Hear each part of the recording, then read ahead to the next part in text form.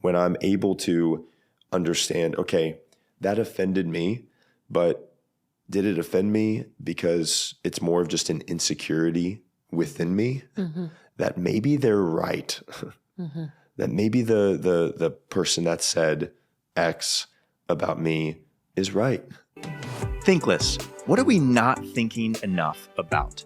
Join us as we evaluate our thought life. I'm Parker, and I'm here with my co-host, Amber. Welcome to the show. Hey, Parker. What's up? I don't like your hair today. Well, now I'm offended. So, wow, I live in a constant state of offense. Okay, Amber. Now I took that on. I know. This is what happens. This is what I just got a haircut. You know what I'm saying? I know. I'm sorry. That's the one thing I could think of. Like, I was just looking right at you. I'm like, okay, I've got to offend Like, somehow. well, I know the jacket's cool, but yeah, I can't touch the jacket. Okay, the jacket's don't way touch the too cool. jacket.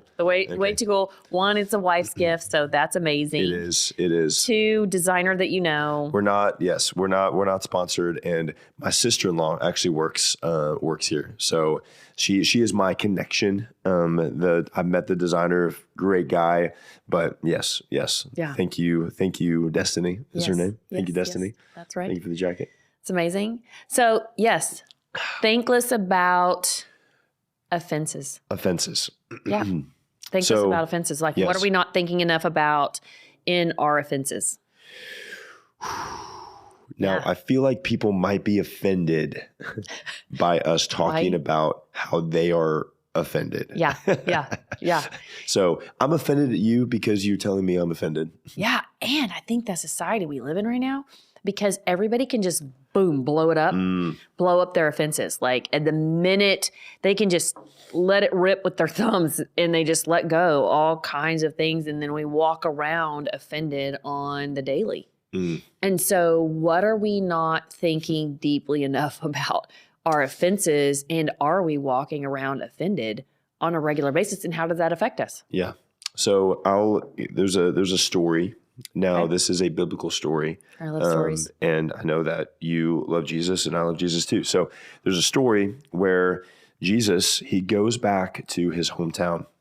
Yes. And do you remember the story? Goes back to his hometown, and the people in his hometown, they're amazed at the things that he does, but they don't really know who he is. Yeah. And so it says that they took offense at him. And because of their offense and also because of their lack of honor, really, he wasn't able to do many miracles there. Yeah. And we know, and I believe that Jesus is not just the Son of God, but he's able to do miracles in every single space. But because of their offense and because of their lack of honor, he wasn't able to do many miracles. Their lack of belief. And I think that's really interesting because they took offense to him. Yeah. And even in that phrase means that offense is not something that I can give you. It's only something that you can take. And that really stuck out to me. Yeah. Like good. in reading that story and kind of that realization and living in this world, this society, this culture of where offense is celebrated. Yeah. like you're offended at that? Yes, you should be. Yeah. You should be offended at that. Yeah. And so it's looking at, okay, well, that ultimately is saying I have responsibility and a choice where I take the thing and I let it offend me rather than thinking that I can give someone an offense. Yeah. You know what it makes me think? This is kind of, I wish I had like something to draw on, but offense in itself, the word fence. Yes. Okay. When telling the story about Jesus and you think of they took offense, they literally built a fence around them that blocked out any good that could come to them. Yeah. When we take offense and we take it and we build that fence around us, we are actually isolating ourselves from being hurt again, which is why we build the fence. But it also keeps out the good the miracles, the blessings, the kind. It takes all the ability for that as well. So in taking an offense, that's why I think, we're not thinking enough about it. And like, what are we going to do about it? And how are we going to handle the offenses in our life? Because if we block ourselves in with offense and we become isolated within this offense area, bitterness sits in there, Correct. fear sets in there, depression, loneliness, anger, all that starts setting in that isolation of that fence physically around you. Versus if you say, you know what? I don't receive that today. I'm not going to take what you're given. Can I ask you a question? Yes. What is one thing that you once were offended by that you recognized that you were able to break out of that fence and get out? I would say friendships. Friendships that you have expectations on. And you think you think this person being your friend is going to respond in a certain way, and they don't, and then they offend you. So then you build that fence around you in that particular relationship. And then you realize, well, it's not getting any better, right? Like it's not going to make the relationship better because you have an offense. But when you are able to, and you sit in that, right? Like you sit in that for a while, and we think, which is crazy, we think that if we hold an offense, or that these emotions that we have with offense is going to show them. It's going to show them. Totally. They should have not done that. Totally. So now I'm going to hold offense. Versus the counterpart to offense, I believe, is to be able to communicate your offense. To be able to speak out about, to break down that fence and say, first of all, I'm not going to receive that offense today. Don't take it on and start building your fence like we just start hammering away to build that fence around us. Instead saying, you know what, I'm not going to start building the fence. I am offended, but I'm not going to build the fence just yet. I need to communicate. What I heard was this. Because in my experience, we get offended by so many things that are unintentionally offending. Yes, 100%. Like they didn't even mean it that way. Yeah. That's not even the way that they meant it. And if you are dealing with somebody that has taken offense against you, and they took what you said in a way that was never to be offensive, right? And you're like, hey, wait, why are you offended? Like, my purest of heart was not trying to offend you. Like, I was just saying this from this perspective is what I saw. Yeah. And if that offended you, like, oh my gosh, I am so sorry. Like, that was never my intention. Yeah. But if you can't communicate that, the offenses just start flying up everywhere because they start acting offended, which then offends you. So now you start building your fence, and now everybody's living in fences. Well, it's like in the fence analogy, it's like each fence post could be a word. Yeah. It could be something that another expectation. So like I have the initial offense. Yeah. And then that fence lays another board. Yeah. Lays another board. And then there's another board because of something else that happens, something else. But or what we create in our own mind. Or for that we create in our own mind. Absolutely. Yeah. Where like I'm not thinkless about the offense maybe necessarily because I'm thinking so much. Yeah. You know what I'm saying? Yeah. Where I'm actually not overthinking, but I'm analyzing every single little thing. This is one reason, so very practical piece. This is one reason why if I have to clearly communicate or articulate something, I really always never, I don't know if I can say always and never in the same sense, whatever. Yes. I never send a written text or a written email. Correct. Yeah. Like if something really with emotion that really needs to be understood, maybe in the spirit in which I want them to hear it with, then I absolutely will get on the phone, set up a Zoom call, meet for coffee, send a voice memo, just something that people are able to hear my voice. Because the reality is, Like, okay, so kind of funny tangent, but have you seen Key and Peele? Do you know who Key and Peele is? Okay. Have you seen the text video that they created? It's where both of them, one of them is saying, "Hey, what are you doing?" And the guy's like, "Not much." And then the guy gets like offended because he's like, "What do you mean, not much? Like, what do you think? Well, what do you think I'm doing?" Like, started assuming. Ultimately, so it's this thing where whenever I'm offended by something, kind of take that initial offense, it's easy to assume the worst about the other individual. And when I start from a place of assuming the worst, I will always take an offense from what they said, from what they didn't say. It's the filter in which we see through. Yes. Once the offense happens, now you start seeing that person in a new filter. The filter is not truth. The filter is a fruit. The filter is a filter. Just as much as a Snapchat filter, which I love one of the filters on there. I'm like, I have no wrinkles, no anything. I'm like, boom, this will be forever.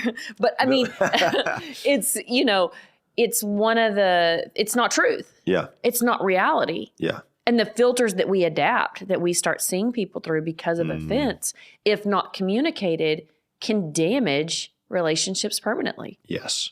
Can damage great things from a lack of truth that's there. The challenge is when we get offended is how do we process that offense in a way that we can move to articulating the offense, right? And saying, what you're feeling or what you're thinking or how you perceived it even to see if that's even correct. It would be correct. Speaking of the filters, it's funny. I was in church the other day and I was in another country and, okay, look, we were so close together in the church. I mean, like right here and right here is the people. And I'm not from there. So I'm like, I'm not looking right or left. Like I'm sticking to my own deal here. And obviously I don't have my Bible with me. And I read my Bible on my phone and I take notes in church. Yeah, I'm that kid. And so I have my phone out. No one has their phone out in church. Okay. They all because they understand respect. Right. I'm just kidding. Okay. So all of them are like, and I am mesmerized by it because I'm getting it translated and I'm hearing everything they're saying and I'm mesmerized by their perspective of the word and like what they're doing. So I'm like in my own world with my phone and listening. And I really actually feel like I am because I've got my headphones on and I'm kind of like, well, I can see out of the corner of my eye. They have like these old, like, it looked like they passed down for I took pictures of it, old generational Bibles or something. Okay. They're the most amazing thing there. And hymnal books they've passed out. Okay. This is amazing. So I see this man is sitting next to me and there's this lady sitting next to him and she keeps putting her hand on his leg and like tapping it. And I'm thinking, oh my gosh, she is telling him to look at me on my phone. Okay. This is what I feel. I feel so convicted by having my phone out because I know it's not maybe the best respectable thing to do, but I'm like, I am not missing taking notes on this deal, right? Like it's so good. Yeah. And she does it again and again. And then finally I'm like, Amber, stop. Like it's a distraction. Just stop. And when I look over, he's sleeping and she's waking him up. It has nothing to do with me. He's totally sleeping in church. That's a great story though. And it's like, look, my filter was saying like, feel ashamed, feel bad, put your phone away, don't take notes, you're being judged. Totally. We had absolutely nothing to do about me and everything to do with he's sleeping and his wife is like, wake up, you're falling asleep in church, That is about what it's like when we take offense. Yes. And then, or we feel like maybe we did offend somebody and maybe we didn't offend them. They didn't even pay any attention to it at all. And now we start behaving in a way that we offended them. Yeah. And now they're like, why are you being so weird? Yeah. Like, why are you being so weird? We're like in our head about it. Yes. So how are we thinking about offense? Not only us offending other people and then getting offended, like both ways, how are we thinking about offense and how are we handling it? Yeah. It's interesting kind of on the how we handle it piece where I can quickly, Parker, I feel like I can quickly like justify or feel like I need to justify why I was doing because I don't want you to think Yeah. that I was. So of course, then that stems from kind of a people pleaser mentality where I want you to like me. Absolutely, I want you to like me, and I don't want you to think that I was doing something to intentionally go against something that you like or what. I really want you to like me. And so I feel like sometimes it's easy to assume, once again, going back to assumptions, assume that you're thinking something of me, but that normally stems from how I think of myself. And so ultimately, so if I'm the phone analogy, where it's like if I have my phone out, well, no one else has their phone out. So obviously I'm being a distraction. Yeah. So obviously I'm doing something wrong. Yep. Well, obviously I am wrong. So now that shame component starts to, so I feel like it's easier to take offense or it's easy to, it's just easy to take offense on and kind of hold it. Yeah. When I'm living in a victim mentality. Yeah. Where it's I feel like I am wrong more than maybe I did something wrong, So I think in the land of how can we, and maybe we can even kind of transfer over and maybe talk about how we can maybe release some of our offenses and maybe how we can establish like certain practicals to be able to not constantly live in the offense, because as people who are celebrating, as the culture that we're in is celebrating all of these different things, everything that I believe and kind of, want to live my life seems very, very countercultural, but ultimately feels very free, where when I'm able to understand, okay, that offended me, but did it offend me because it's more of just an insecurity within me that maybe they're right, that maybe the person that said X about me is right. So even case in point, my time to get vulnerable after I asked you that vulnerable question. So I've served in church-like settings for a long time. Now I help lead in a church, but for a long time I served. And so I, of course, in whatever way I could serve, I wanted to serve. And as I started to serve and gain more leadership and gain more responsibilities, obviously I was with more leadership and responsibilities comes different access to different leaders and comes different access in different rooms that you're invited into to maybe help, lead, create content, whatever. Yeah. So I was invited into a room that I really didn't feel like I should be in, but I was invited into that meeting to help collaborate around some things. Well, anyway, so I was offering my opinion, offering suggestions, giving advice, what I thought that maybe we could do on this certain thing that we were advancing forward. And one of the leaders or one of the pastors that I looked up to ultimately looked at me and said, Parker, like, you shouldn't stop contributing, stop talking, man. Like, you're just a funny guy. We're just here to have fun, man. And so I took offense. I took offense. Yeah. I took offense. Sure. And this was late teens, early 20s. Yeah. And so that was something that, okay, well, there's a leader that I look up to. Yep. That's someone that's ultimately telling me like my opinion is not needed because I'm just the funny guy. Yeah. So while that validated like the victim mentality that I was already living in, that I was like, I don't belong in this room. Yep. I shouldn't be here. And so because I am just like, I love to have fun. I love to be carefree. And I love to like anything that we need to play a game. We need to host a video. We need I can do all those things. But like when it comes to like maybe communicating something of depth, I don't think I can do that. Yeah. But now I'm being invited into a space where maybe I could offer depth because I feel like there's depth within me, but also the insecurity is also very, very prevalent. Real too. Yep.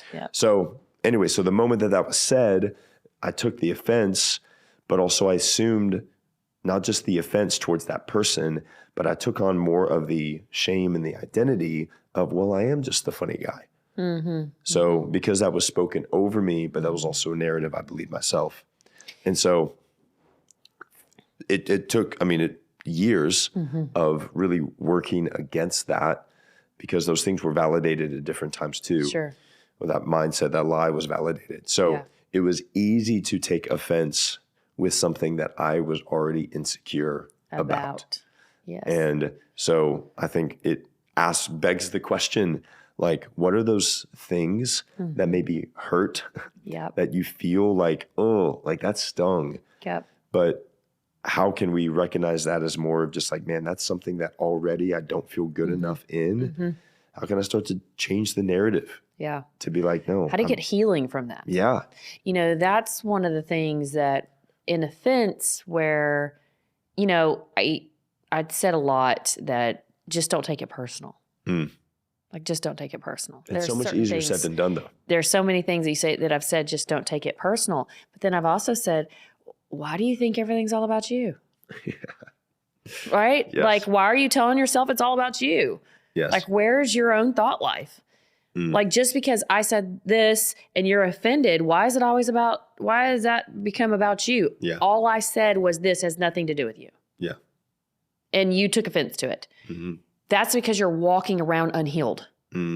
You're walking around holding on to offenses unhealed from an offense that was way back and projecting that onto this experience now when there's nothing offensive about this. It's a pre-existing hurt that lives there.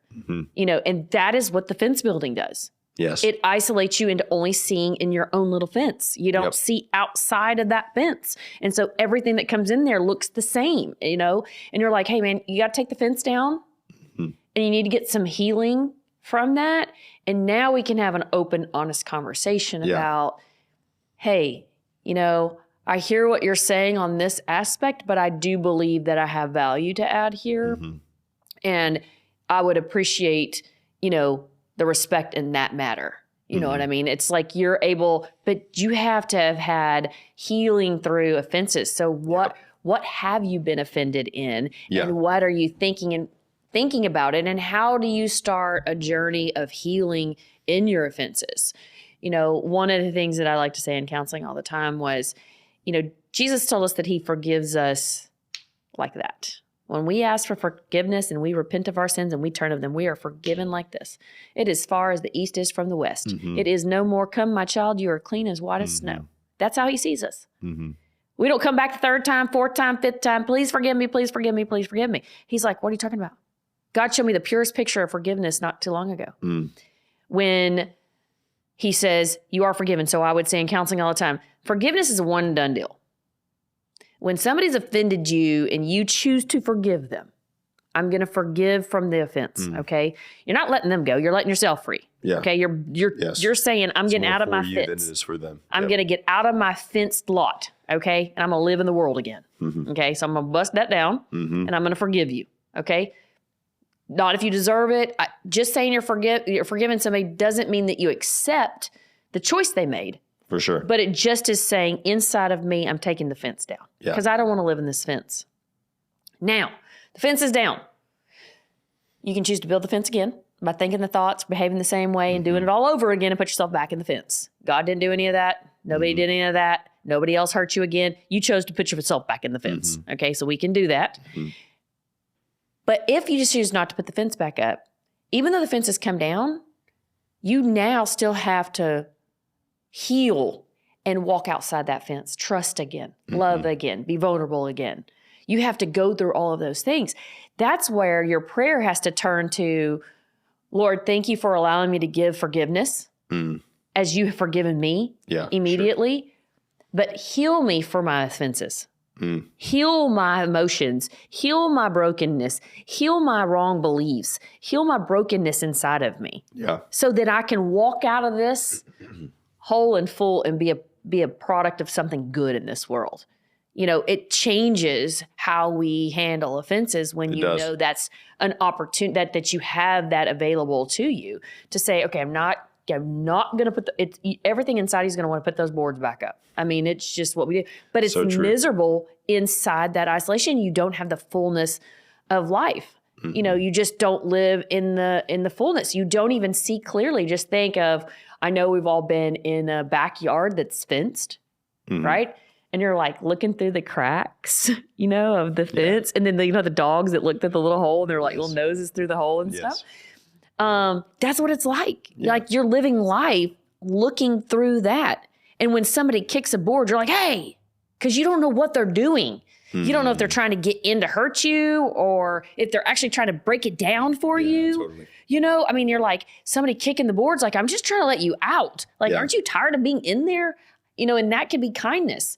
But you're so offended, you can't even receive the kindness. The only way you can let people down is you've got to take the fence down yourself. Yeah. Which means you've got to start forgiving people. Yep. And that sometimes is ourself, Yes. others Yes. and ourself. Break the fence down and then say, Lord, I need healing. I need some healing so that I can walk out of this in trust and love and be good and not be constantly offended in life. And a maturity happens there. Yes. That takes a real mature person to be able to sit and think about the offenses in your life. It does. It does. And that it not only takes a mature person, but also develops maturity in you as well. So I think, once again, maturity is not something that happens overnight. Yeah. Just as much as anything. And nothing really happens overnight. Success doesn't happen overnight. Nothing happens overnight. Yeah, for sure. So it's recognizing that I need to stop and I need to think about, okay, like, why did this offend me? If someone says something, if someone does something, or if someone didn't say something or didn't do something, like why I had an expectation, that expectation wasn't met. Yep. Okay, I'm offended. Well, how can I forgive? How can I, as you said, communicate? So what does it look like to communicate that offense and to be able to move on from that? Yeah. Because I want to live in a place of freedom. Yeah. I know you want to live in a place of freedom. Yeah. I know people ultimately want to live in a place of freedom, but so often we don't know what true freedom is because we're holding on to so much. Yeah. And so there's a control aspect too, where it's like, man, like if you try to give me something with my closed fist, I can't grab it. Like I can't take it. And I feel like more people than not want to give good things just as much as I believe like the Lord wants to give good things. Yeah. But there's so many things that I'm holding on to. Like I can't pick up this drink. I love what's in the cup. That's right. I love what's in the cup, but I can't pick it up. So first I have to release something in order to grab Receive something. and receive something. Yep. Yes. Yep. So what are those offenses that I'm holding on to like this that I need to start like releasing? And one at how a do I time? do that? And I Yes. think that goes to the practical application of, maybe this week write down something that has offended you. And then write Or down. Someone. Maybe someone you need to forgive, which means like, I'm just going to take the fence down. I'm not accepting what you've done. Just because I forgive you doesn't mean I accept your choice, but means that I'm going to let myself out of the fence. And I'm going to look for healing in this and start trusting because I don't want to live in this offense anymore. And then ultimately how I can let go of it. The revelation that God showed me recently in this was I went to him saying, Lord, please forgive me. I'm so sorry that I walked away from you in this area of my life. And he said to me, what are you talking about? And I was like, well, when I turned my back on you in this area of my life, in the last few years, and I just feel so sorry for it, so remorseful for it. And again, he said, Amber, I don't know what you're talking about. Because the Lord says when he forgives, he remembers not what we have done, that we are not defined by that anymore. So in our offenses, how much more if God can forgive us of our offenses towards him, that if we have been offended, that we can say, okay, I am going to choose to forgive in this and not continue to remember it over and over and over again. I'm going to release that. I'm going to let that go, and I'm going to choose to live in a life of fullness and forgiveness and wholeness, and not in naiveness. I'm not saying being naive, but I'm saying that you choose an emotional let go. I'm letting go of that, and I'm going to walk through it. I'm not going to continue to plague my thoughts on those things. So this week, challenge yourself to let go of Mm-hmm. somebody something that's offended you. Write down steps, that daily affirmations that you can say, thank you that I have forgiven them, and thank you that I am going to live in a fullness, and that I'm going to live in healing and wholeness in this pain that I have been associated with. And I'm not going to remember it anymore. So every time the thought comes up, I'm going to reject that and say, I don't receive that offense anymore. I can deny that offense. Yes. And I choose to walk in wholeness. That's great. Yeah. I love it. Well, Let's cheers. do it. And let's do it. And let's do that. That's great. Thank you, Amber. Yeah, that was great.